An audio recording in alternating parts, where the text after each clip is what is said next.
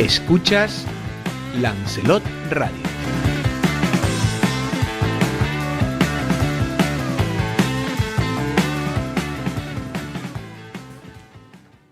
Bueno, pues la noticia es que en estos momentos media España, pero estuvo toda España prácticamente sin electricidad y se ha provocado un caos en el transporte, sobre todo terrestre, pero también aéreo, además de las comunicaciones por internet. Un problema que todavía no se sabe cuál ha sido la causa que ha provocado el mismo. Buenas tardes, estamos en Café de Periodista y como siempre saludamos a todos los oyentes de Lancelot Radio y también a todos aquellos que nos ven a través de internet. Don Pedro Martín, buenas tardes, ¿cómo estamos, don ¿qué Pedro? tal? Muy buenas tardes.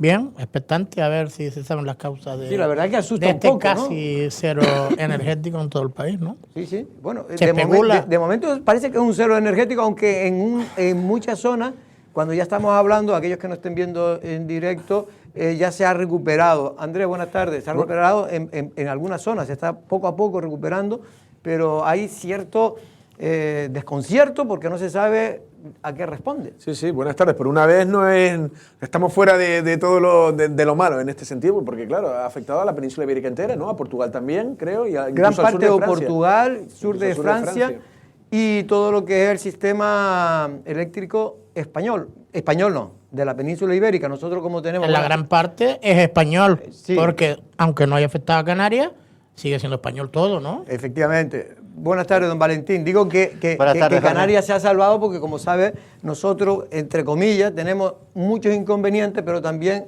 la suerte que no tenemos la conexión del sistema eléctrico con nuestro cordón umbilical no está unido al de la península ibérica, lo cual nos beneficia, igual que a Baleares, ¿no?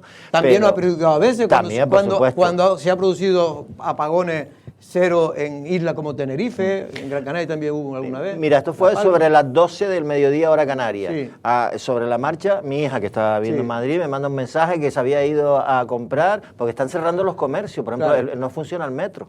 El metro, hay un peligro porque hay hay mucha gente en los metros que está metido en las vías. Sí. Y entonces tienen que sacarlo y están yendo policías, y en fin, imagínate gente de protección civil. En los ascensores. Ascensores, hay mucha gente encerrada.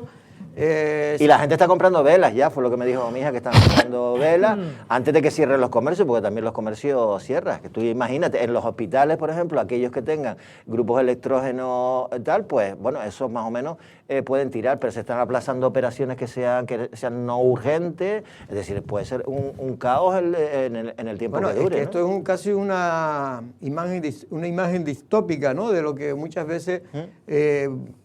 películas, a Andrés que le gustan mucho las películas futuristas que hablan de esto, y hay películas donde ha habido apagones en Nueva York. No, yo lo que me estoy acordando ahora, todo ese kit de supervivencia, al que lo tuvo, claro, no le va a venir mal, ahí hay fósforos, hay velas, hay un poco de todo. De todas maneras, lo que están investigando es la posibilidad de que sea un ciberataque, claro, lo cual también es bastante preocupante, claro, porque si es un ciberataque puede decir que hay, digamos, un fallo en los sistemas de seguridad que te puedan permitir que se meta un hacker y que ponga a millones de personas a oscuras en un momento determinado, ¿no? Los medios de comunicación están intentando dar pues todo lo que pueden, y son últimas horas que hemos captado de diversos medios de comunicación con imágenes, pues Pedro, efectivamente, de ese apagón que de momento hasta ahora, cuando son las 2 y un poco de minutos de la tarde, pues sigue habiendo problemas. Sin recuperarse, por cierto, en Canarias tenemos sistemas independientes, hay 6 sistemas independientes, por tanto, aquí seríamos incluso menos vulnerables que en la península, por el sistema que nos afecta a nosotros, La Graciosa, Lanzarote y Fuerteventura. Ahí hay un solo sistema.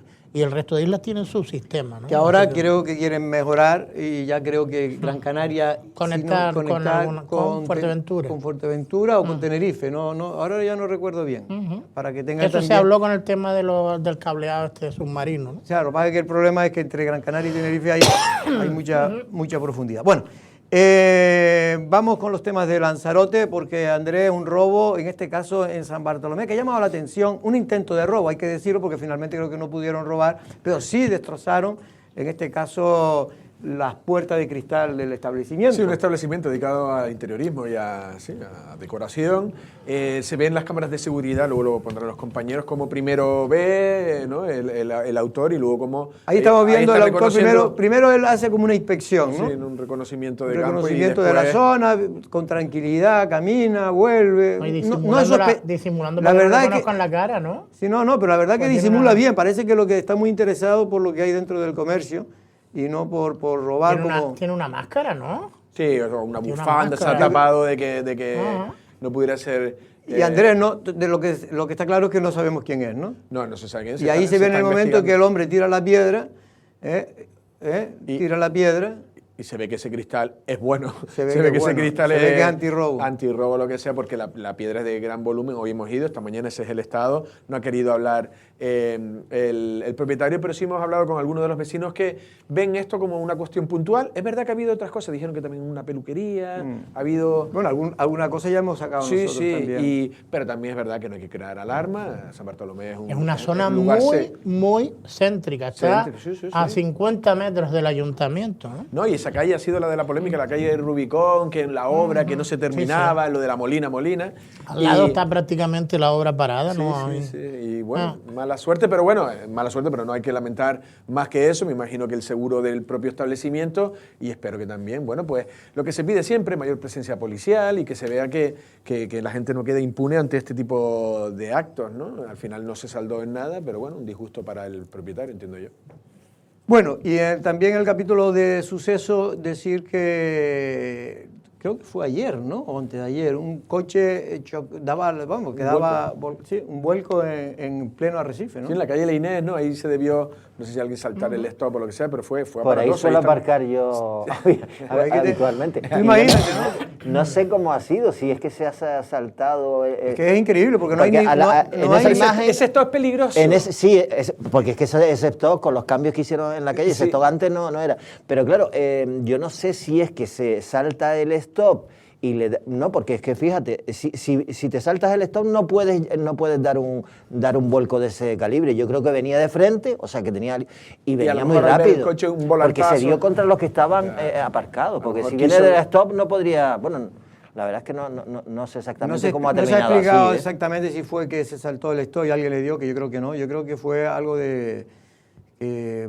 por lo que sea, un despiste o lo que sea, provocó algún giro inesperado. Yo creo que tiene que ir a claro. Exactamente, tenía que ir a... Sí, pero si tú vas, aunque sea 60-70, y hace un giro por despiste, te despistas y te vas a chocar y hace un giro contrario, puede provocar un Sí, porque es que ese vuelco. stop tiene, lo que quería decir es que tiene poca visibilidad. Cuando vienes, pasas de la Inés, ¿no? Y estás yendo hacia allá y el corte ese enseguida se te mete un coche, entonces a lo mejor en esa reacción pues pudo volcar, claro. Y también los incendios que ya la semana pasada se sucedieron en Playa Blanca y esta vez parece que se ha cebado con Arrecife, un furgón, una furgoneta y también varios contenedores. Sí, parece como que regresan a casa, parece que regresan a Arrecife, donde siempre ha habido más. ¿Volvió el pirómano del contenedor?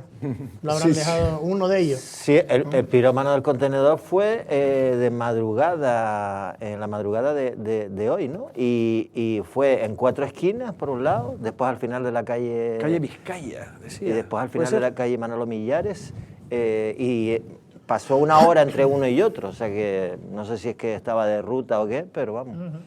Bueno, yo la verdad que cada vez me da más miedo, ¿no? Porque es que ayer mismo en no sé en qué ciudad fue de España, pero prendieron un coche y habían aparcado como 8 o 10 y de los 8 o 10 ardieron 6 o 7.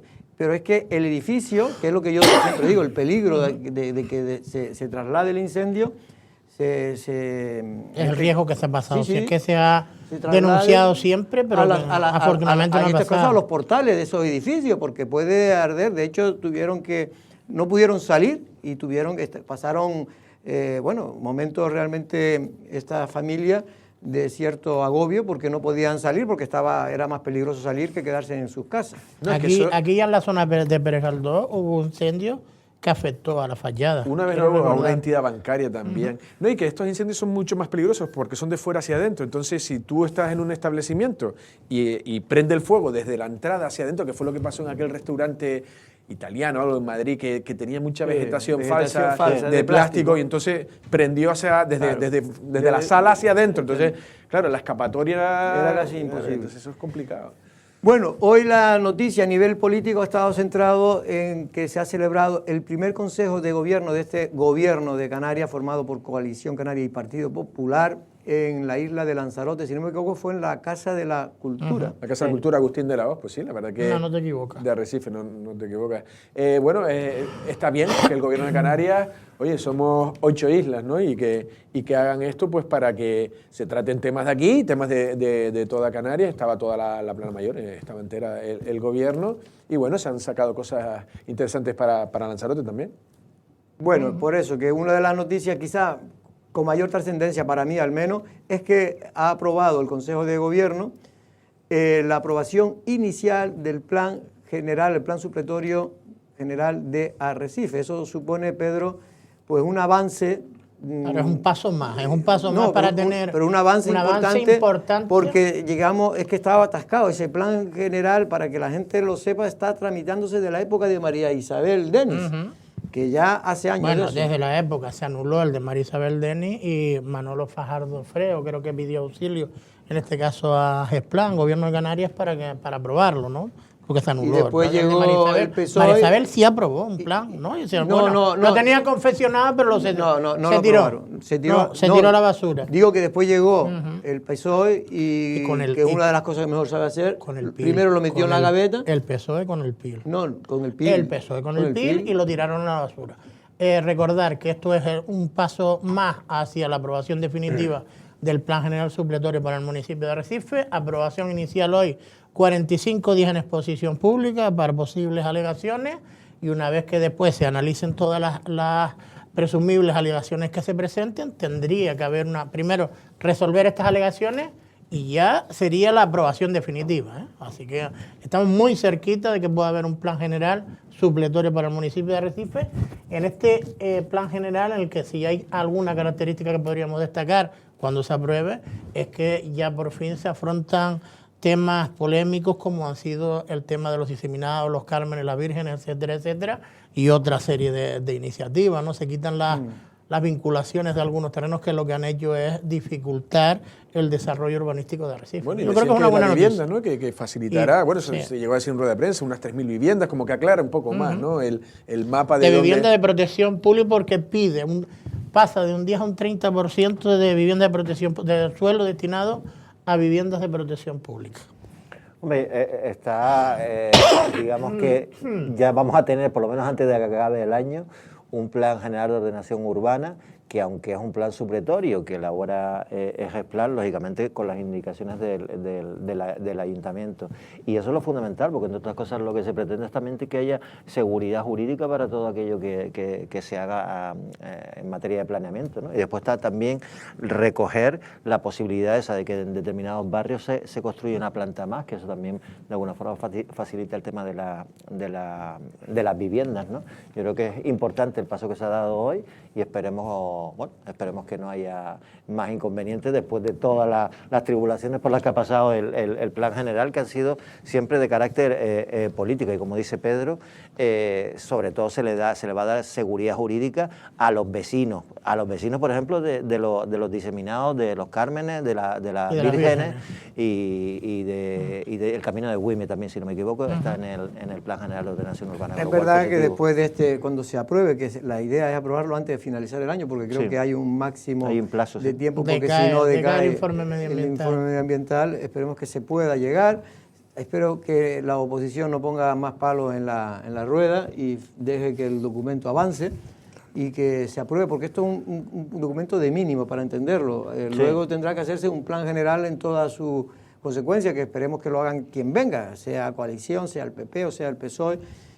Uno de ellos que sea algo que se inicie, porque nada más aprobar se debería ya empezar a hacer un plan ambicioso para que dentro de 10, 15 años máximo tengamos ese plan general que no sea supletorio. Claro. De todas maneras, con respecto a la oposición, si este no es su plan supletorio, lo normal es que lo como más- mínimo presenten lo más alegaciones, probable- puede estar en contra. lo más es probable normal, es que- pero lo normal, ¿no? No, porque está bien que lo haga, pero que yo lo que espero es que en vista de que ellos han tenido responsabilidades de que no esté aprobado, es un plan general de Arrecife, en su época de gobierno, pues por lo menos yo me abstendría, pero Votando en contra también se aprueba porque hay una mayoría en el grupo. Ya, pero no creo que sea lo más, en mi opinión, ¿no? Es lo más razonable cuando es un plan de mínimo donde ellos han participado y prácticamente es lo mismo que ellos hicieron.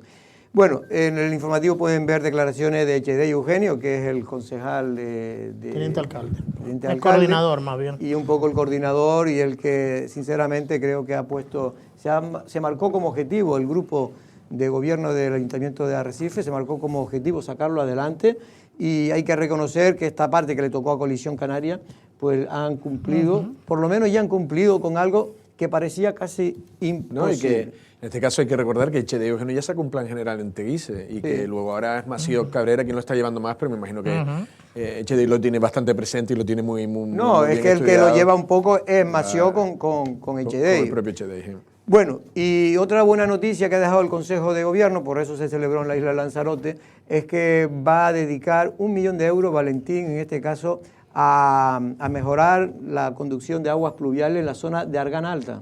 Sí, el Consejo de Gobierno aprobaba, pues eso, darle 1 millón de euros al Consejo Insular del Agua para un proyecto que ya está redactado, es un proyecto además del que hemos hablado aquí bastante, que en su momento estuvo consensuado con la Asociación de Vecinos de Argana Alta, y que es un proyecto que lo que pretende es ir a los puntos de drenaje de Argana Alta para que las conducciones del agua no provoquen esas barranqueras que se provocan con el tema de las lluvias. No es la solución definitiva, porque recordemos que hay otro proyecto todavía más ambicioso, que es la del dique ese o paragua, que le llaman también en la zona norte, que eso necesita una modificación, por cierto, del planeamiento urbanístico, pero esto tiene, bueno, pues eso, una serie de intervenciones que ya están perfectamente delimitadas en el proyecto que tiene el Consejo Insular del Agua. Ahora el Consejo Insular del Agua sacará licitación las obras, y una vez que tenga también la colaboración administrativa del Ayuntamiento de Arrecife y se inicien las obras, unas obras que, bueno, que supongo que van a mitigar bastante en el caso que haya lluvias torrenciales como las que el pasado día 12, ¿no? Bueno, pues le hemos querido dar importancia a esta noticia y vamos a oír la noticia que ha elaborado los servicios informativos de Lanzarote Televisión. 1 millón de euros nosotros se lo vamos a transferir al Cabildo, y ahora es el Cabildo quien tendrá que sacar la licitación. Así lo confirmaba esta mañana, antes del Consejo de Gobierno celebrado en la Casa de la Cultura de Arrecife, el presidente del Gobierno de Canarias. El Ejecutivo Regional destinará una partida de 1 millón de euros para mejorar la recogida y encauzamiento de las aguas de lluvia en la zona de Argana y en el barranco del Hurón, que desemboca en Costa Teguise y que tanto daño está produciendo en esta localidad las lluvias puntuales pero potencialmente torrenciales. El presidente del Cabildo de Lanzarote dio más detalles de estas obras cuyo plazo de finalización no es conocido todavía. A presentar a los afectados de estas dos localidades, de Arrecife y de Costa Teguise, con la financiación de un proyecto para reconducir las aguas pluviales en la localidad de Argana, y ese colector ampliarlo y reconducir esas aguas hasta la punta del Camello, y también para atender el proyecto de la desembocadura del barranco del Hurón. Tanto Clavijo como Betancor destacaron la importancia del borrador del plan supletorio de Arrecife traído hoy al Consejo de Gobierno. Hemos hablado también de la ordenación del territorio, algo complicado, si queremos planificar, si queremos hablar de capacidad de carga, si queremos hablar de servicios, si queremos hablar de espacios públicos que hagan la vida en Lanzarote mucho más agradable y mucho más sostenible, pues evidentemente la planificación es fundamental, una asignatura totalmente histórica en esta isla, que sin embargo ya antes de final de año vamos a poder ver la luz. Arrecife está de enhorabuena, por fin, después de muchísimos años de inseguridad jurídica del suelo, hoy se va a aprobar esa posibilidad de tener un plan general de Arrecife donde podamos aumentar de altura, donde podamos recuperar y sobre todo sacar provecho a esa edificabilidad, y sobre todo podamos de una vez por todas, con la normativa en la mano, dar respuesta a esa falta de viviendas que tiene la localidad de Arrecife. Se habló también de la nueva ley vacacional y de la necesidad de incorporar vivienda tanto pública como privada a la escasa oferta en la isla.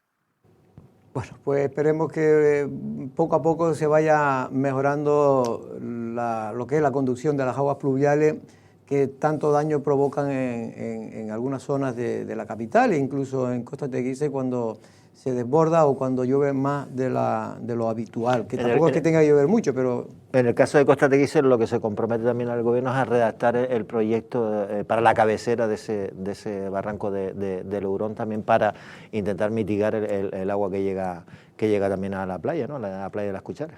Bueno, y no se le preguntó a Fernando Clavijo, tampoco creo que a Osvaldo, no sé si nosotros hemos podido preguntar a Echede y Eugenio, Andrés, pero el próximo ya está, digamos, la cuenta atrás para la celebración del Congreso Insular de Coalición Canaria en la isla de Lanzarote, un congreso que parece que está abierto de momento, al menos no hay una clara posición de quién va a ser la secretaria o el secretario general. No se sabe incluso si se va a presentar a la reelección o no, ¿no? No. Todavía no se sabe. No se sabe. Es que ella no lo ha dicho, aquí se lo hemos preguntado. Aquí le hemos preguntado a Midalia Machín si va a volver, pero ella no ha querido decir nada, yo creo que con prudencia, porque ella un poco otra récord te dice, mira, ahora primero vamos a oír, a ver, las sensibilidades, oír lo que piensa la organización y luego ya vamos viendo. Hay gente que dice que va a ser de nuevo Midalia Machín, en cambio otros creen que no, que Midalia va a dar un paso a un lado y va a permitir cierta renovación, pero no está nada claro quién puede ser el nuevo secretario o secretaria general de Claro. Coalición Canaria. En este caso, me imagino que según quien mire cómo está el vaso de Coalición Canaria, si medio lleno o medio vacío, porque uno, no sé quién comentaba, decía, bueno, se han recuperado las instituciones, está gobernando el Cabildo, se gobierna en muchos ayuntamientos, pero otros dicen, se perdió en unos, se ha perdido la potencialidad. En todos sitios, salvo en el Cabildo. Claro. En todos sitios. Sí, pero bueno, decía que se gobernaba. Bueno, ¿no? y en Tinajo. Pero es verdad, la lectura es que perdió, por ejemplo, un Teguise, ¿no? Que era un bastión tremendo, pues al final gobiernan, pero habiendo perdido las elecciones y habiendo perdido, por supuesto, esa mayoría absoluta. Ahí tienen que reflexionar y tienen municipios como Aría, Yaiza, cosas que estaban ahí bien y, bueno, ellos tendrán que hacer su análisis. Ahí hay como todo, hay gente que son muy críticos con el tema de que la situación de Coalición Canaria realmente en las agrupaciones locales realmente no es una situación buena, porque hay que reconocer que en Aría prácticamente el partido ha desaparecido. Y pasaron de tener una alcaldía, Por eso.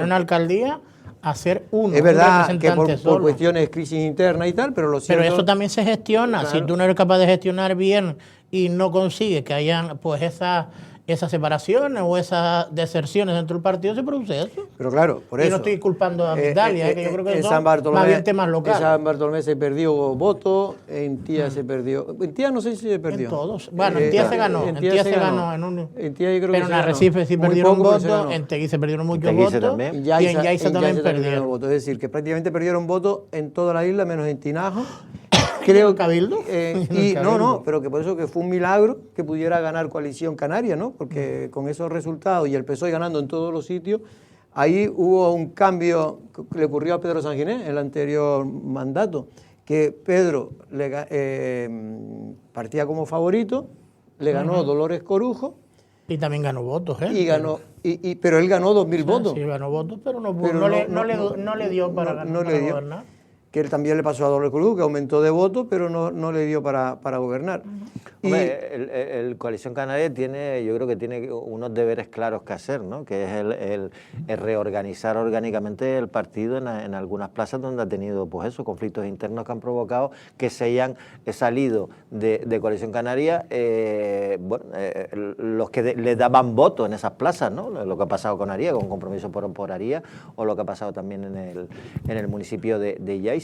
Y eso yo creo que es una de las principales tareas. Eso tampoco se puede dejar para cuando se acerquen las elecciones y decir que la autocomplacencia de que estamos bien porque estamos gobernando en las instituciones y no hacer ese trabajo que es necesario, y eso lo tiene que encabezar la secretaria o el secretario general que tenga coalición. Porque es verdad que Coalición Canaria normalmente donde participa, normalmente son gente que vienen de un hábito de trabajo, tú lo ves en el Cabildo, ¿no? En el Cabildo Osvaldo Betancourt tiene la suerte de contar con un equipo, yo creo que bastante, yo no digo que sea de primera división o tal, pero bastante coherente con su trabajo, que él quiere imprimir al Cabildo, y tenemos a un Domingo Ceja que está pues 24 horas trabajando, un Suso Machín que yo creo que ha sido un poco... ha creado cierta sorpresa, su capacidad de trabajo también. Porque Hombre, le da un avance, yo no voy a decir que trabaje más o menos que otro, pero le da un avance a la ordenación del territorio. Sí. A lo mejor es que también se lo pusieron fáciles los anteriores, que lo que hicieron fue o paralizar o retroceder incluso en la evolución de ese trabajo de ordenación del Sí, territorio. pero sí ha destacado. Pero se ha destacado y que desde que llegó el minuto 1 está trabajando para sacar los planes. Y lo de Domingo Sea es que si no se pone a trabajar las 24 horas en el agua, es que no tenemos agua. Ya. Es que no tenemos agua. Y en fin, y el resto de consejeros, yo creo, pero más o menos el núcleo duro, que también con Samuel Martín, ¿no? Yo creo que han logrado hacer un equipo que la gente, yo creo que en general, yo al menos cuando hablo con la gente, yo no sé si, en fin, con los que hablo, si representan o no a la mayor parte de las Depende con quién hables. Si hablas con mucha gente de Coalición no, Canaria, pero a ver qué te van hasta a el decir. propio gente votante, no militante del PSOE, dice, oye, mira, por lo menos están haciendo cosas y vamos a ver cómo terminan y tal, ¿no? Hay otros que no, que consideran que mucho chuchú, pero pocas realidades. Pero bueno, esto siempre es así. Lo cierto es que yo creo que hay una valoración positiva de lo que ha sido el Meridiano. Ahora estamos en el... ¿no? De la legislatura, ¿no? En el Ecuador. En el Ecuador de la legislatura. Sí. No, y en este caso sí se ve actividad. Estamos hablando, por ejemplo, cuando había el agua, el problema del agua, ya lo hemos dicho 1000 veces, Dolores Corujo estaba enfrascado en una guerra. Aquí ya se están sacando, van 15 millones por aquí, 7 millones por allá. Se están poniendo las bases. Esto es, por ejemplo, como ahora Arrecife, que si Jonathan está recogiendo cosas de Astrid, pues sí, Astrid se encontró, lo dijo en varias ruedas de prensa, es un barco casi hundido, a ver si lo sacamos adelante. Y se iniciaron todos los procesos de adjudicación de semáforos, adjudicación de no sé cuántos. Y claro, Y que era muy complicado porque el tema de pero así Arrecife... todo, hay que recordar que estamos hablando primero de la renovación interna, o de cómo está Coalición Canaria, y después el reflejo en la máxima institución de Lanzarote, que es el Cabildo, que yo creo que uno de los, por ejemplo, de las decisiones importantes que ha tomado Osvaldo Betancourt es apartarse en primer momento de esa posible pugna por el liderato de Coalición Canaria, porque yo creo que hubiera afectado también mucho a ir todos a una. Pero hay gente que consideraban que Osvaldo tenía que ser un poco también el que liderara el proyecto nuevo de Coalición Canaria, porque fue un poco el único que superó la reválida. Yo creo que sería acumular mucho en una misma persona. Junto con Jesús Mallín, son los dos únicos que han superado la reválida.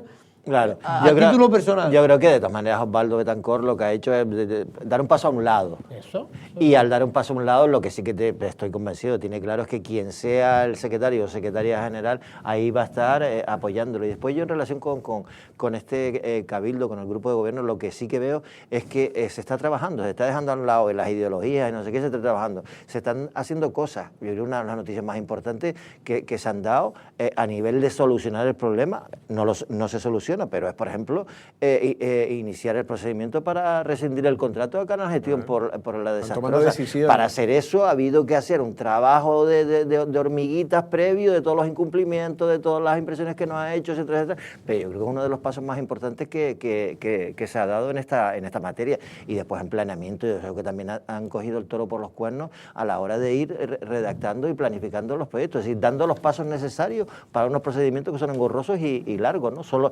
en esos casos yo creo que está siendo en ese aspecto positivo. Bueno, en la segunda parte vamos a tener en la entrevista al invitado a Sebastián Franqui, que es el portavoz del Grupo Socialista en el Parlamento de Canarias y uno de los principales líderes del Partido Socialista en estas islas. Y vamos a hablar de él de varios temas, pero hoy la noticia que conocíamos, creo que adelantaba, si no me equivoco, la cadena SER, es que se ha cerrado, se va a cerrar o se está cerrando el centro de menores que se habilitó de Playa Honda, que se habilitó hace medio año escasamente, ¿no? Sí, el 31 de diciembre y estaba funcionando hasta cierto punto correctamente. Estas son imágenes, no sé si exclusivas o no, pero no hemos conseguido. Esto es cómo ha estado. Luego ha pasado, en el fin de semana pasado, debieron pasar unas cosas puntuales con cierta conflictividad, pero eran unas instalaciones que desde la dirección decían que eran muy correctas. Está en la subida de Playa Honda hacia Güime. Y claro, al final, pues por ese... Se calcula que hubo una especie como de motín de 3. Este centro no tiene capacidad para más de 40 personas y nunca se llegó a sobrepasar. Se llegó sobre las 37, 39 personas. Y se está diciendo que una actuación de 3 de los menores con arma blanca. Es decir, ha habido movida. Sí, porque yo creo que la información que ha salido a lo mejor no se ajusta por las versiones de la gente que ha participado ahí, de profesionales, digo, de gente que conoce muy bien el tema, de gente, los que lo regentan, de profesionales que trabajan en este centro y de algunos incluso de las personas que están internas o que están ahí pues residiendo, que se ha tergiversado un poco la información. Sí. El conflicto fue entre dos etnias, vamos a decir así, entre magrebíes y marroquíes, que han tenido alguna serie de disputas que prácticamente se han tomado, según las versiones, digo, de las partes interesadas, y coincidiendo casi todas, salvo en los afectados, pero en este caso que prácticamente se decía que se estaba lesionando gente, que se estaba agrediendo gente, cuando han sido entre ellos. Había algunas prácticas había algunas prácticas de esconder armas blancas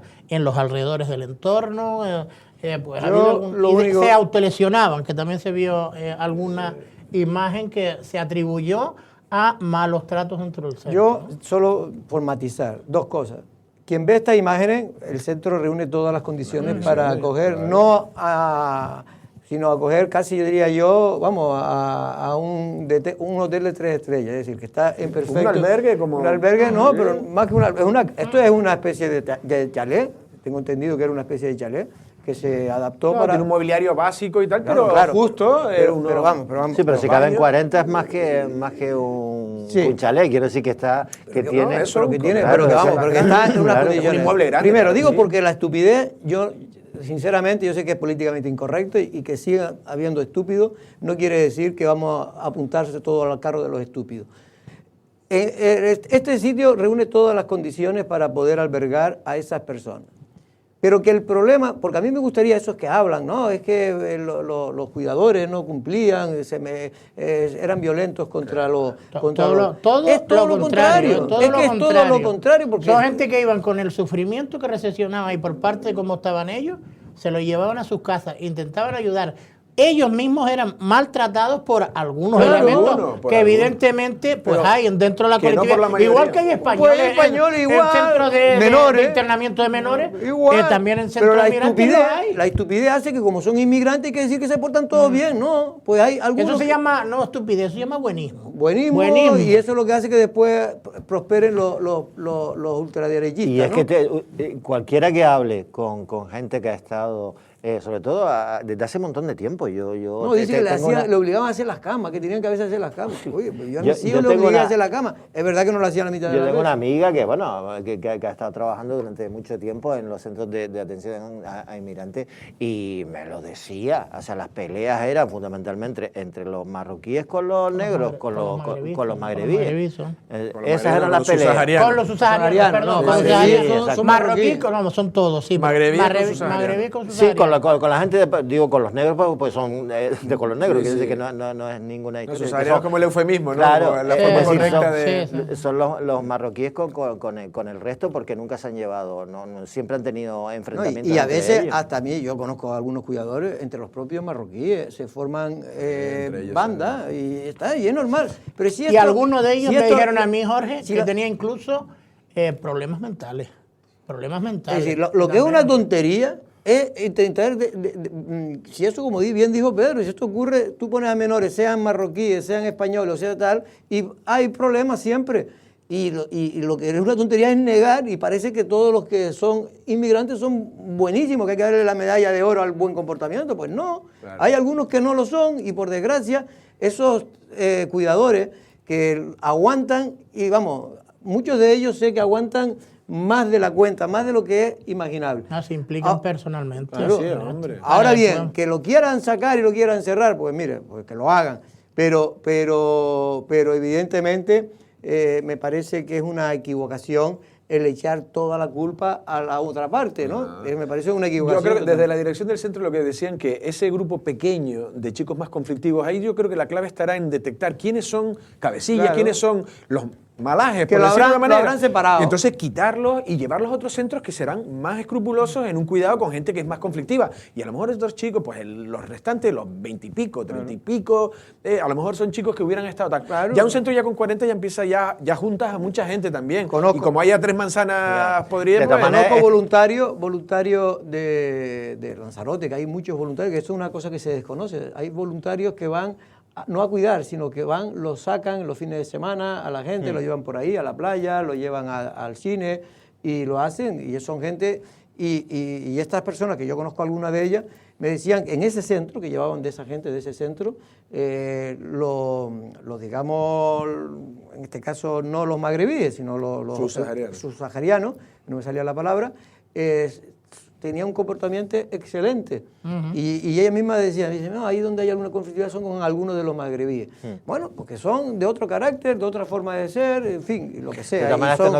Este no es el caso, pero esto no quiere decir también que después se haya cometido el error a la hora de darle la gestión de algunos de estos centros a algunas organizaciones que, como sabemos, han tenido problemas incluso judiciales y económicos. Pero estas son las mismas que llevaban la residencia de menores de Mayer. De la Casa del Marino, que también tuvo que desalojarse. Pero aquello sí que no reunía condiciones. Y aquello, por lo que yo he investigado con fuentes cercanas a la policía, es que allí habían algunos que fueron los que quemaban ellos mismos los colchones. Oiga, ¿y qué hace usted ante eso? Pero ¿por qué somos tan tontos y queremos? Póngase usted a cuidar a esos niños, a ver cómo lo hace.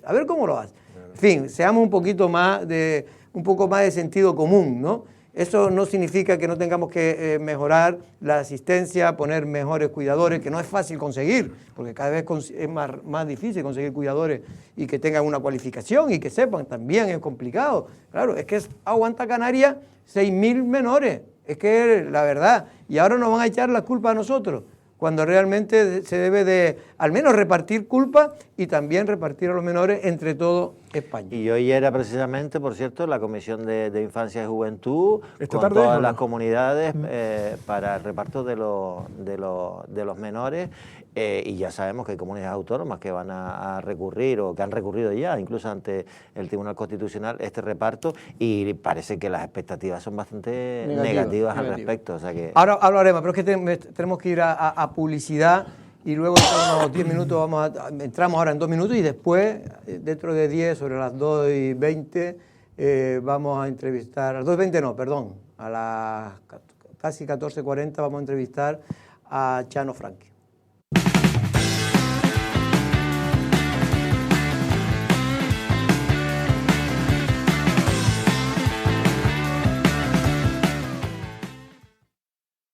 Escuchas Lancelot Radio.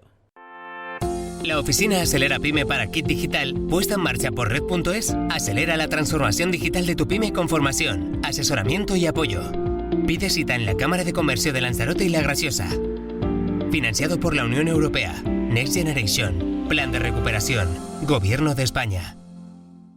El Castillo San José acogerá el próximo 24 de mayo una nueva edición del EMEC Festival, un evento de música electrónica que traerá por primera vez a Lanzarote al referente internacional Paco Osuna, además de Melanie Rippe, Miane o 26. Compra ya tus entradas a través de emecfestival.com. Patrocina Centros Turísticos de Lanzarote, Ayuntamiento de Arrecife y Turismo de Lanzarote. Explora el escaparate de Lanzarote Virtual y encuentra las mejores oportunidades en lanzarotevirtual.com. Iniciativa del Área de Comercio del Cabildo de Lanzarote con la colaboración de Felapyme.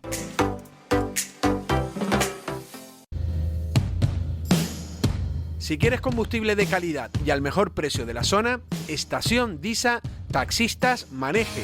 Nos encontramos en la calle Iguazú, barrio de Maneje, en Arrecife. Estación Disa Taxistas Maneje. Arrecife se llena de lunares, arte y compás. Llega la tercera Feria de Abril de Arrecife. Flamenco en vivo, gastronomía, casetas y un espectáculo ecuestre con paseos y exhibiciones de caballos. Con actuaciones de María del Monte, Pitingo, Les Castizos y Raya, entre otros. 2 y 3 de mayo en el Parque José Ramírez Cerdá. Viernes desde las 18 horas y sábado desde las 12 horas. Arrecife, una ciudad viva, abierta al mar. Organiza la Concejalía de Turismo y Comercio del Ayuntamiento de Arrecife con la colaboración de los Centros de Arte, Cultura y Turismo. Turismo Teguise les invita al primer Costa Teguise International Jazz Day, 1 de mayo en el Anfiteatro de las Cucharas en Costa Teguise, a partir de las 19 horas, con las actuaciones Alex Jansen Trío y Débora Carter. Primer Costa Teguise International Jazz Day. Escuchas Lancelot Radio.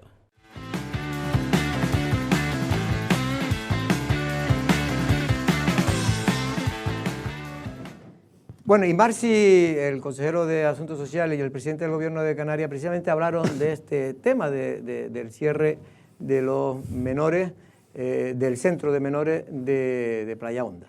La Dirección General tiene sus controles sobre estos centros que existen en toda Canarias. Recordemos que hay cerca de 6.000 menores siendo tutelados en exclusiva por la comunidad autónoma. Este es uno de ellos. Y afortunadamente, pues la comunidad autónoma dispone de protocolos, dispone de seguimiento de los mismos, ¿no? Pues lo que parece es que en esos protocolos se detectan motivos para su cierre. Yo creo que los mecanismos están funcionando, es decir, los mecanismos de control del propio gobierno están funcionando y la inspección no deja de, a pesar de la saturación, a pesar de las dificultades y del volumen de trabajo, los funcionarios y el equipo de la consejería no deja de inspeccionar y de velar por el interés superior del menor. Y cuando detectamos pues circunstancias como las que hemos visto, no nos tiembla la mano, se cierra y punto. Bueno, pues ya veremos cómo acaba este asunto. De momento... A lo mejor se han precipitado, ¿no? Se cierra y punto. Yo creo que de la dirección de centro han dicho que han sido excesivamente rigurosos, que apenas han tenido ni tiempo para explicar... Sí, que apenas han tenido tiempo para explicar lo que ha podido pasar y que ha pasado en otros. Por ejemplo, dice que Macher también tuvo problemas. Macher, el chiquito de la patineta, y en la Santa, ¿cuántos problemas había todo quedado por tres? Y la culpa eran de los cuidadores, por favor. En fin, yo de verdad, cuando caen en eso, yo aquí, lo que pasa es que el lenguaje políticamente correcto, que es el que tiene que emplear el presidente del gobierno, y Marci y tal, pues hacen esas cosas porque tienen miedo a decir lo que piensan realmente, y lo que piensan realmente es que ha sido toda una exageración por lo que me cuentan a mí. Puedo equivocarme también, pero es lo que me cuentan a mí fuentes cercanas al centro y a las personas que llevaban el centro. Pero bueno, vamos a correr un tupido velo, algunos dicen un estúpido velo, para no seguir ahondando en esta situación, porque, por cierto, tenía aquí el tema de la Feria de Ganado en Uga, se celebró creo que era la 16 edición, ¿no? De la Feria San Isidro Labrador, en Uga. Sí, San Isidro Labrador en Uga. Creo que ha sido todo un éxito, todo con mucha participación, ¿eh? Se sorprendió incluso hasta la organización de tanta participación que hubo, ¿no? Sí, la verdad que ha brillado con luz propia. Ya era una feria que empezó de aquella manera, pero cada año, ya desde hace años, ha venido recuperando la prestancia que inicialmente se pretendió dar y yo creo que lo ha incluso superado, ¿no? Bueno, pues aquí felicitar a los organizadores de ese evento y sobre todo a los que han participado. Y Andrés, sé que no estuviste, pero querías ir a una fiesta, a la fiesta cubana. Sí fui. ¿Fuiste al final? Sí, hombre. Sí, fui. Pero fue lo justo para... Me eché un mojito y lo justo para ya irme a ver la final del Real Madrid-Barça, que ya saben el resultado, ganó el Barcelona. Y me eché un mojito, sí, estuvo bien, me imagino que luego creo que fue a más. Por la noche ya hubo más grupos, yo estuve sobre las 7:30, 8, ahí estábamos viendo al doctor Barroso, estaba Ricardo Parnier, estaban los miembros de... las fuerzas vivas del PP, ¿no? Sí, de la asociación Tocororo, ¿no? De cubanos. La comunidad cubana se cree que puede tener entre 800, 1000 habitantes. La verdad que hay otras comunidades, y por ejemplo, mucho más presentes. O sea, si Colombia, Ecuador o República Dominicana yo creo que tienen más presencia, pero bueno, había ese sabor cubano con música de ese país. Bueno, intercambio cultural, también había puestos gastronómicos de origen canario, pues se hicieron ese tipo de actos, también como... No sé, la zumba. Sí, una especie de zumba cubana, sí, algo así. Y la verdad que bueno... Había salsa también. Sí, hubo actuaciones y conciertos. Y actuaciones y conciertos. Bueno, pues nos alegramos que haya salido bastante bien esta fiesta cubana en la isla de Lanzarote. Canario-cubana, ¿eh? Canario-cubana. Era un encuentro canario-cubano. Vale. Por cierto, que el otro día, Valentino, no sé si estabas tú o Pedro o Andrés, en las voces de la mañana, cuando hablaba el representante de la Confederación de Empresarios de Gran Canaria. José Antonio Mañanicúa. Sí, estábamos, Valentino. Sí. Estaban. Y creo que se le preguntó por el tema del taxi y vino a decir que en Gran Canaria el taxi no es un gran problema y que en el aeropuerto menos. Sí, lo que dijo es que, al contrario de lo que pasa en Lanzarote y que pasa en Fuerteventura, porque también tuvimos al presidente Sí. De la Federación de Empresarios, de la Asociación de Empresarios de Fuerteventura, el señor Hormiga, y bueno, y lo que nos planteó fue, digamos, un paisaje en Fuerteventura, un paisaje incluso peor todavía que el de Lanzarote, pero que en el caso de Gran Canaria no es un problema el servicio del taxi, que está bien organizado, cosa que, como sabemos perfectamente, aquí en Lanzarote pues no conseguimos que se organice de tal forma que no haya problemas en el aeropuerto en momentos puntuales. Pero sí, eso me sorprendió, porque hablamos con él sobre todo porque yo creo que los empresarios de la provincia de Las Palmas, los empresarios turísticos, han dado un buen ejemplo, que creo que era necesario, ¿no? Que han puesto 100 millones sobre la mesa para firmar un nuevo convenio colectivo con los trabajadores, que va a suponer en los próximos 2 años, en este y en el siguiente, un aumento del 9% de los salarios, más una paga de 650 euros, y les ha permitido, en este caso, que se desconvocara la huelga que no se desconvocó, como saben perfectamente, en Tenerife. Y bueno, y en el caso del taxi sí habría que ver y tomar ejemplo de Gran Canaria, porque funciona bien. En Gran Canaria yo te puedo decir que en Las Palmas hay problemas los fines de semana. Sí, los fines de semana. Los fines de semana por la noche y esas cosas hay problemas para conseguir. Al mediodía tuve problemas el otro día, quería ir allí a la antigua Floridita, la Sala Alboroto ahora se llama, y fuimos caminando y al final acabamos por León y Castillo, la calle Triana, y dijimos, vamos caminando. Pero sí dice también una cosa interesante el señor Mañaricúa, en el que dice que lo que cree que la solución que se tendría que hacer no solo en Lanzarote, sino en todas las islas, es como un informe externo, un informe tercero, no que el ayuntamiento, a veces presionado por el colectivo propio de su municipio, y sacan 12 nuevas licencias cuando a lo mejor necesitan mucho más. Y yo sí creo que tiene que ser algo verdaderamente fuera de tal, y que sea limpio, técnico, externo, y que diga, oiga, usted aquí necesita tanto.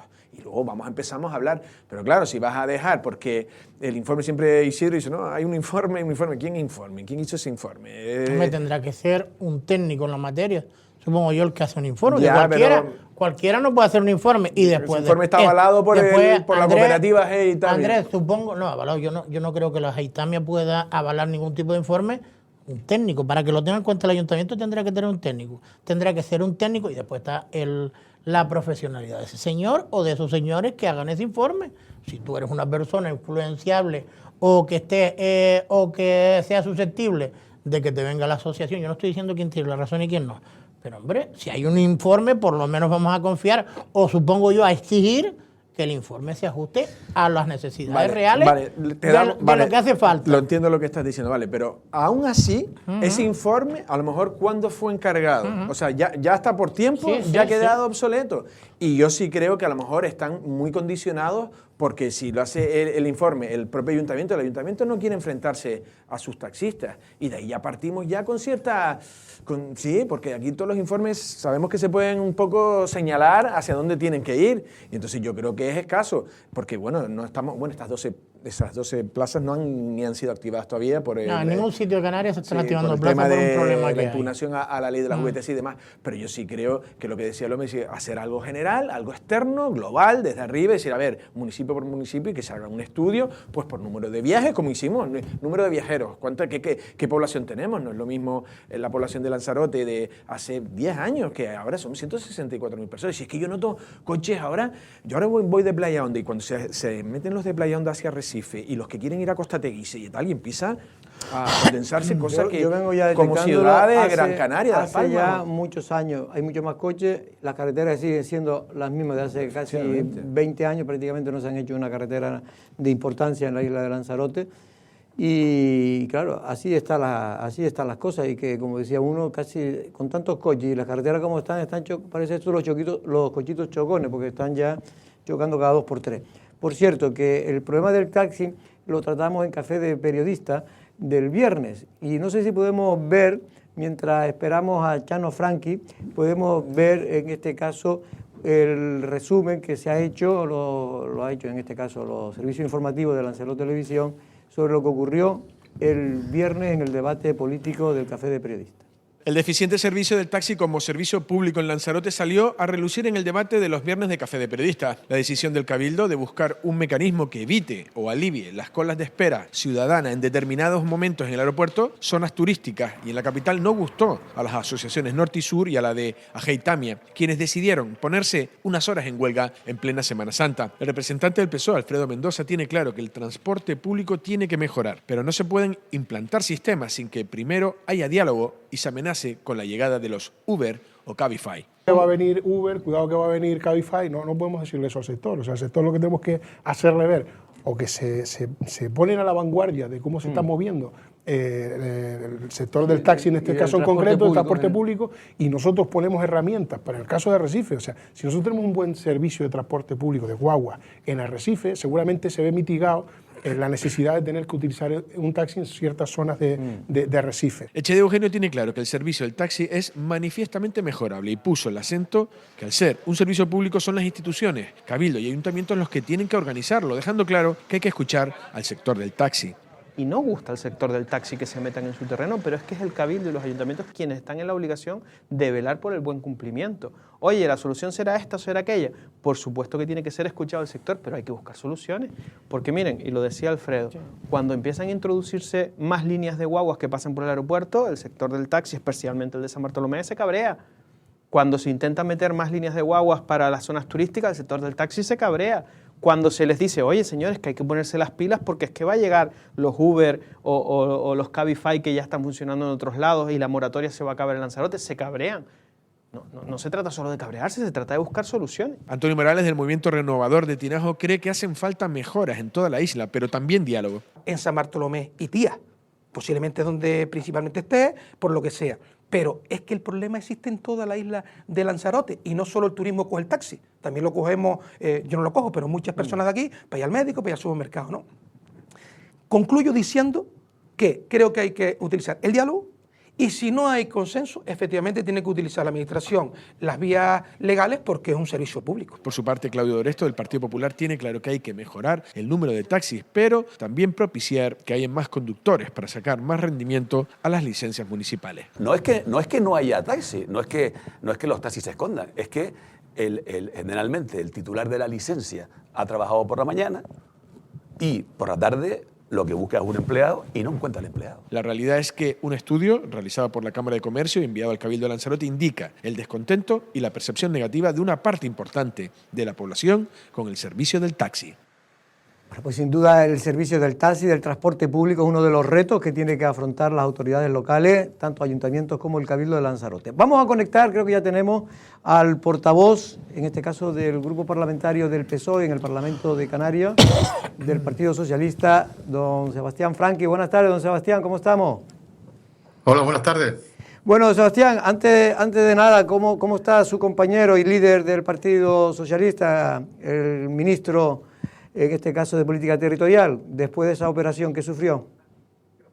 Pues bien. Afortunadamente ha salido bien la operación el pasado sábado y todo ha salido como estaba previsto, ¿no? Estaba con mucha fortaleza, con mucho ánimo y ahora, bueno, afrontar este proceso de recuperación que va a tener ahí varias semanas por delante y yo espero, vamos, que se pueda recuperar bien y por tanto sea un asunto que se deje en el pasado y que afronte el futuro con mucho ánimo y con mucha fuerza.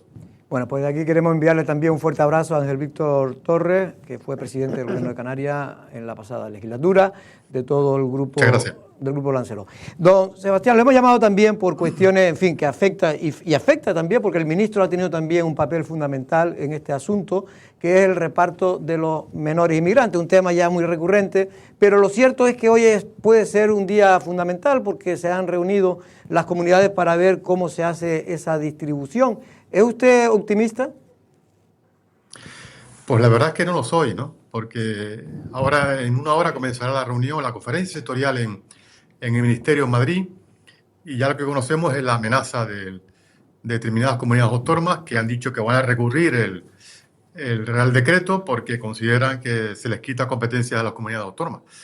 Y, por tanto, son comunidades autónomas ligadas al Partido Popular, en este caso Madrid, Murcia y Aragón, y por tanto van a complicar que el proceso de derivación de niños hacia el resto del conjunto del país pues no vaya a ser como todos deseáramos y que fuera lo más normal y lo más solidario posible, ¿no?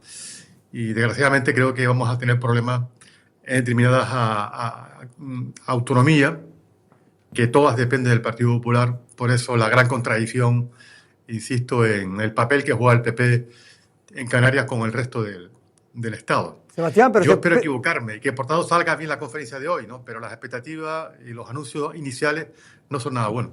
Pero ¿se pueden negar cuando es una ley? En este caso, un decreto ley. No se pueden negar, ¿no? Lo que van a hacer es recurrir el asunto, pero van a poner todas las dificultades posibles para que se retrase el traslado, ¿no?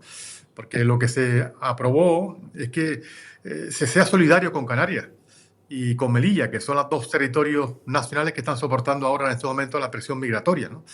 Y que esto lo puede pasar en el futuro a cualquier otra comunidad. Y por tanto, si pasara en el futuro también con otra comunidad, se aplicaría esta misma ley, ¿no? Y lo que se tiene que conseguir es que primero exista un reparto y que esté pactado por todas las comunidades autónomas de los niños y niñas que tendrían que recibir en base a unos criterios que han sido pactados, han sido consensuados, que son criterios transparentes, claros, y que depende fundamentalmente de la población de cada comunidad y del número de niños que tengan en estos momentos acogidos a la fecha de hoy. A partir de ahí, pues se hace una serie de comprobaciones de la ratio que tiene que tener cada uno para que a partir de ese momento ese proceso de derivación sea lo más automático posible, ¿no? Ese es el gran acuerdo que se tiene que conseguir hoy entre todas las comunidades autónomas. Pero si las comunidades autónomas ponen reparo y ponen dificultades a la hora de dar la información concreta de los niños que tienen acogido en estos momentos para ver la posibilidad de acoger a más niños en el futuro, pues lo que hace es complicar mucho la situación, ¿no? Y si además eso paralelamente se amenaza con recurrir al Tribunal Constitucional, pues lógicamente complica mucho la situación. Pedro Martín. Portavoz, ¿qué tal? Buenas tardes. Bueno, relacionado buenas tardes. Directamente con esta situación, algo que tiene relación, evidentemente, me gustaría saber cuál es la posición del Partido Socialista con respecto a la contestación del gobierno con el tema del asilo político, lo que conocimos la semana pasada, y después algo que se publicó este fin de semana, también está relacionado, porque a pesar de la postura del Partido Popular, en una entrevista que le hacían al presidente del gobierno de Canarias, en el que decía que ustedes han ofrecido incluso apoyo para gobernar en minoría, Fernando Clavijo pues desistía de ese apoyo o se lo agradecía, pero no lo aceptaba y que iba a seguir gobernando con el Partido Popular. ¿Qué le parece?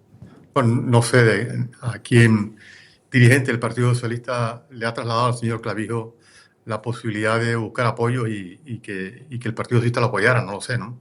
Y por tanto, dijo en la entrevista ayer de Canarias 7. Sí, como tantas cosas que hizo y que dice que no se ajustan a la realidad, ¿no? De lo que está diciendo y lo que está anunciando, ¿no? Y por tanto, no sé, lo lógico sería que si hubiera un representante del Partido Socialista que planteara eso, lo hubiera dicho con claridad que tal responsable político del Partido Socialista le ha propuesto tal acuerdo por el tema de la inversión. Nosotros hemos planteado acuerdos al gobierno y han sido acuerdos públicos porque lo hemos planteado en el Parlamento de Canarias, en aquellas cuestiones que lógicamente son de interés general y que interpretamos que benefician al conjunto de la ciudadanía. Pero nada de pactar posibles acuerdos políticos de gobierno en nuestra comunidad autónoma de Canarias. Nosotros tuvimos el papel de estar en la oposición, que es el papel que tenemos en este momento, a pesar de haber ganado las elecciones, y el que vamos a seguir ejerciendo en los próximos meses, en esta legislatura, ¿no? Y respecto al recuerdo, bueno, a lo del asilo, efectivamente, el gobierno va a cumplir, como no puede ser de otra manera, la sentencia del tribunal, y por tanto lo que está haciendo es, bueno, pues posponer y solucionar algunos elementos de burocracia, por llamarlo de alguna manera, que se tienen que cumplir para que ese proceso se produzca, ¿no? Pero lógicamente el gobierno de España lo va a tener que asumir porque además ha cambiado la ley para que se produzca esa derivación al conjunto del país, de los otros menores. ¿Cómo no va a aceptar que eso ocurra precisamente con los niños y niñas que en estos momentos han pedido y que se reconocen que tienen asilo político, que tienen un tratamiento muy especial y distinto al resto de los niños, ¿no? Eso va a llevar a cabo y yo espero que las dificultades que hay en este momento del proceso administrativo se resuelvan cuanto antes y por tanto se puedan derivar como va a ocurrir con el resto de los niños. Pero desmiénteme si no es verdad, pero yo oí que es que el gobierno ya contestó diciendo que es que no, en este caso al Tribunal Supremo, que no tiene los medios para poder acoger ahora mismo, en estos momentos, a 1.200 personas. Sí, bueno, existe una dificultad añadida que es de la capacidad de equipamiento que tiene en este momento el gobierno, el Estado, en las diferentes comunidades autónomas, los territorios, ¿no? Y algunos sitios tendrán disponibilidad y en otros no para asumir el número de personas de la que estamos hablando, que es un número muy, muy importante, ¿no? Si cuando tenga habilitados esos equipamientos, inmediatamente se procederá al traslado. Hay que recordar que el gobierno de España ha trasladado, no en este caso a niños que habían solicitado asilo político, pero a inmigrantes que han llegado a nuestras costas en los 3 últimos años, a más de 100.000 personas que han llegado a nuestras costas en los últimos 3 años, como digo, y se han trasladado al resto del conjunto de España, porque es una competencia directamente del gobierno de España de aquellos migrantes que vienen, que no son niños y que, por tanto, la responsabilidad del gobierno de España. Y eso lo ha estado haciendo con cierta normalidad, de forma automática, y, por tanto, si lo ha hecho con los mayores, lo va a hacer con los niños, lógicamente lo tendrá que hacer una vez que tenga los equipamientos en cada lugar para que se proceda al traslado de forma lo antes posible, que es todo lo que todos deseamos. Andrés Martínez. Sí, señor Franquis, mi pregunta es un poco más local, es regresar un poco a la época en la que fue usted consejero de Obras Públicas, y una de las cuestiones que bueno, salió de su área fue esa LZ5, esa variante o posibilidad de evitar que todo el tráfico fluya por Arrecife, el centro, y sacar desde los cuarteles o desde el hospital hacia Indelaza o al aeropuerto. Yo personalmente en un principio yo era más del soterramiento, pero luego con el tiempo yo creo que quizá personalmente es una opción mejor, porque ya empiezo a ver, estábamos hablando antes ya, la zona de Playa Honda, el acceso por el cable, la circunvalación y Arrecife muy cargado, o sea que hasta ahí bien. ¿Qué le parece que el proyecto de LZ5 por fuera haya sido rechazado por el grupo de gobierno actual y también por los ecologistas, y también, por cierto, no sé si su partido, el PSOE, no está defendiendo mucho esa LZ5? No sé si puedo juntar esas 3 preguntas. Bueno, pues la verdad que la alternativa que se planteó era una alternativa que estaba técnicamente muy bien estudiada, ¿no? Se estuvieron durante año y medio, casi 2 años, estudiando distintas alternativas para buscar una solución precisamente a esa parte de movilidad de la isla de Lanzarote, ¿no? Al final se consideró que de las 7, 8 propuestas que había sobre la mesa, esta era la que reunía las mejores condiciones en todos los sentidos, ¿no? Y por eso se apostó por esa solución, que fue una propuesta que se trasladó al Cabildo Insular de Lanzarote, precisamente para intentar pactarlo con ellos y si estaban de acuerdo técnicamente en las propuestas que se planteaban, ¿no? Creo que era una combinación de la vieja aspiración de la demanda histórica de la isla de Lanzarote. Es verdad que existía un reclamo de presión de esa vía, pero consideramos que la vía que se había planteado ofrecía mejores alternativas, no solo ahora, sino de cara al futuro, a la hora de cubrir una necesidad de movilidad que tiene en estos momentos la isla, ¿no? Y que además esa actual carretera se podría dedicar parte de ella fundamentalmente para el uso ciudadano, el uso peatonal, porque se podría convertir en una especie de gran avenida fundamentalmente destinada al paseo, ¿no? Y por tanto resolver la comunicación que existía entre la Playa Honda junto con la zona industrial, con la obra que se está llevando en estos momentos y que espero que acabe cuanto antes, ¿no? Creo que está técnicamente estudiada de todas las que se hicieron, porque, insisto, no se improvisó en una solución. Estuvo casi 2 años para estudiarse técnicamente cuál era la mejor solución. Y optamos por esa, ¿no? Bueno, ha cambiado el Cabildo y los que ahora están gobernando defendían una posición contraria, ¿no? La dificultad que tiene estas cosas es que se va a perder un tiempo muy importante, ¿no? A la hora de empezar a ejecutar obras que es importante la isla de Lanzarote, que como saben estos debates suelen durar en el tiempo más de lo que sería deseable a la hora de intentar conseguir un consenso en las alternativas. Bueno, pues no sé cuál es la decisión que se va a adoptar de forma definitiva, ¿no? Pero insisto, no fue improvisada.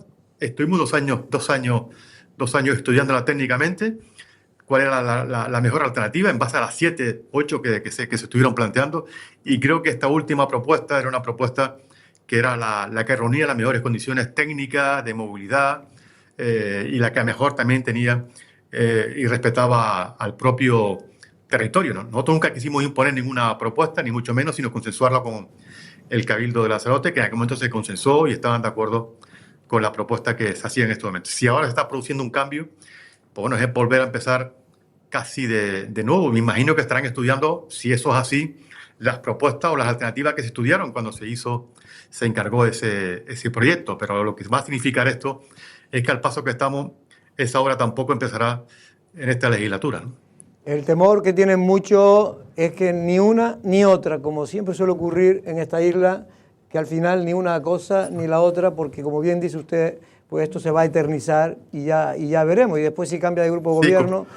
Con la dificultad de que esta obra en este momento tiene financiación, porque está prevista que era una obra de las que se iban a financiar en la isla de Lanzarote y por tanto tenía financiación.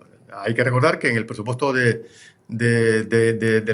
convenio de carretera quedarán por ejecutar en torno a 600 millones de euros. Si esto no se ejecuta en los próximos año y medio, pues probablemente es una obra que tendrá que ir al siguiente convenio de carretera, con lo cual el desarrollo, la ejecución será a mucho más largo tiempo. Última pregunta, Valentín Ollanes. Buenas tardes, señor Franqui. Yo le querría pedir una pequeña reflexión. Usted es secretario del PSOE de Gran Canaria. Y en Gran Canaria ahora mismo está produciendo una especie de revolución política con uno de los socios del Pacto de las Flores, que es Nueva Canaria. Y estamos viendo, sobre todo desde el resto de las islas, estamos viendo cómo está suponiendo una auténtica debacle para el sector oficialista y para Román Rodríguez. No sé cómo lo ve, qué análisis puede hacer usted de lo que está pasando y de la creación de ese nuevo partido político, fundamentalmente, que se va a nutrir de los alcaldes que durante mucho tiempo le han dado los votos a Nueva Canaria. Bueno, pues primero siendo respetuoso con ese proceso interno que se ha producido en Nueva Canaria y que ha acabado como ya conocíamos que probablemente acabaría de esa forma y que como va a acabar de un nuevo partido y que probablemente este partido nuevo intente buscar nuevas alianzas políticas de cara al futuro. Nosotros como Partido Socialista muy respetuosos con cómo acabe finalmente este proceso, pero al mismo tiempo siendo conscientes de lo que el fondo de esta cuestión es que, bueno, hay un reagrupamiento de las fuerzas nacionalistas, especialmente en la isla de Gran Canaria, donde el nacionalismo siempre ha sido como la tercera o cuarta fuerza política y siempre hemos, desde hace algún tiempo, sentido, notado la inquietud de esas fuerzas nacionalistas en Gran Canaria de intentar buscar la reunificación, otras veces intentada y que no se ha producido. Yo creo que este proceso tiene mucho que ver con eso, de cara al futuro, ¿no? De que el peso que el nacionalismo tiene en otras islas, que nunca lo ha tenido en Gran Canaria, lo tenga a partir de este momento, porque, entre otras cosas, yo creo que en la situación de Coalición Canaria es consciente que no van a subir más diputados en Canarias y que la única subida que les queda es que se produzca un cambio sustancial en la correlación de fuerzas de la isla de Gran Canaria que le pueda permitir obtener los diputados que tenían en la década de final de los 80, principios de los 90, ¿no? Antes de que se rompiera y se dividiera Coalición Canaria y se formara Nueva Canaria, ¿no? Creo que se está viendo un proceso parecido en aquella ocasión, aquí con el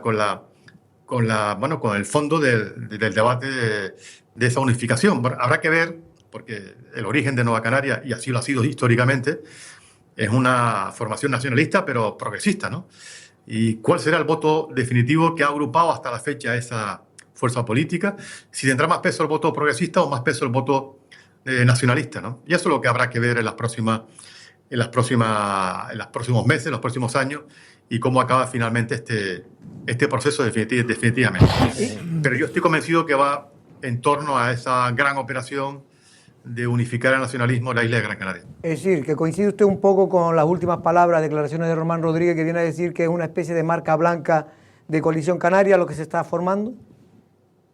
No digo una marca blanca, pero sí digo que al final, yo no digo que vayan a incorporarse en coalición, ni mucho menos. Lo que sí creo es que se puede hacer una fórmula parecida a la que se hizo en Nueva Canaria. Llegar a acuerdos y, por tanto, en algunos municipios y acuerdos en las listas al Cabildo o al Parlamento de Canarias, acuerdos de coalición, de que formen un grupo político con otras formaciones políticas. Y, lógicamente, si son nacionalistas, y lógicamente, su objetivo va a ser presentarse a todas las instituciones, a los ayuntamientos, al Cabildo y al Parlamento de Canarias, o intentarán llegar a acuerdos con formaciones políticas más acordes a lo que están defendiendo, ¿no? Y son acuerdos, como han dicho, son una fuerza política que se crea nueva, pero son nacionalistas, y por tanto lo lógico sería que finalmente se plantearan coaliciones electorales de cara a las próximas elecciones. Estamos ya fuera de tiempo, pero me gustaría, porque tenía una curiosidad por conocer su opinión sobre también el debate que se está hablando y también en el entorno del nacionalismo y de Coalición Canaria en relación a proponer crear la llamada famosa ley de residencia, que es como el río Guadiana, que aparece y desaparece cada cierto tiempo. ¿Usted cree que es posible? ¿Se ha reflexionado sobre ese asunto? ¿Es necesario? Sí, yo creo que es necesario plantearlo, hacer el estudio, pero creo que de la forma responsable y coherente que se deben hacer estas cuestiones. Primero, porque no depende del gobierno, no es competencia de la Comunidad Autónoma de Canarias. Es competencia fundamentalmente, hay una dificultad en nuestro tratado de adhesión a la Unión Europea como país y también como comunidad, y por tanto sabemos y somos conscientes que hay límites a que eso se pueda llevar a cabo. Las experiencias que hay en otros países europeos se producen fundamentalmente porque son previas a esos acuerdos, a la adhesión de esos países a la Unión Europea, pero creo que puede haber espacio en estos momentos porque hay una situación que está distinta en estos momentos que estamos viviendo. También hay una preocupación en el conjunto de la Unión Europea por la situación que está viviendo de la política de vivienda. Prueba de ello es que el gobierno de la Comisión Europea ha creado un comisario precisamente para hablar para plantear el tema de la vivienda, aunque eso no es un asunto de competencia de la Unión Europea, pero creo que están sensibilizados con este asunto, con la vivienda y con los efectos que tiene también con lo que estamos hablando, y creo que es el momento de plantear ese debate previo a los estudios que hay que hacer para intentar conseguir una propuesta que lógicamente tiene que respaldar el gobierno de España y asumir la propia Unión Europea. Pero creo que se debe hacer con mucha responsabilidad y alejarnos de que sean banderas políticas, porque sabemos que eso no es responsabilidad de la comunidad autónoma, no es competencia del gobierno de Canarias, son de otras competencias. A mí me preocupa que este asunto se vaya a politizar y no plantearlo en otros ámbitos de la Unión Europea en los términos que se habría que plantear. Yo espero que este debate se pueda encauzar de forma responsable y que al final hagamos el esfuerzo todo por intentar trasladar al conjunto de la Unión Europea y lógicamente al gobierno de España para que entienda esta preocupación que hoy existen en territorios como el de Canarias, que también existen en otras islas europeas, pero especialmente en Canarias, y lo puedan compartir y buscar alguna solución que nos pueda, para el futuro, no complicar por el problema demográfico y de población y también de territorio que podemos tener, insisto, en los próximos años. Don Sebastián Franqui, de verdad que le agradezco que haya estado, y siempre que le hacemos la llamada, usted siempre responde a la llamada de Lancelot Medio y se lo agradecemos de manera especial. Muchas gracias y que pase un buen día. Un placer estar con ustedes siempre. Gracias. Buenas tardes a todos. Sebastián Franqui, portavoz del Partido Socialista en el Parlamento de Canarias. Nos tenemos que ir corriendo porque me están echando. Valentín Ollané. Saludos, Jorge. Nos vemos mañana, creo. También sí. Andrés Martinón. Gracias. Y a Pedro Martín. Nosotros, no es una amenaza, mañana a la misma hora. Buenas tardes.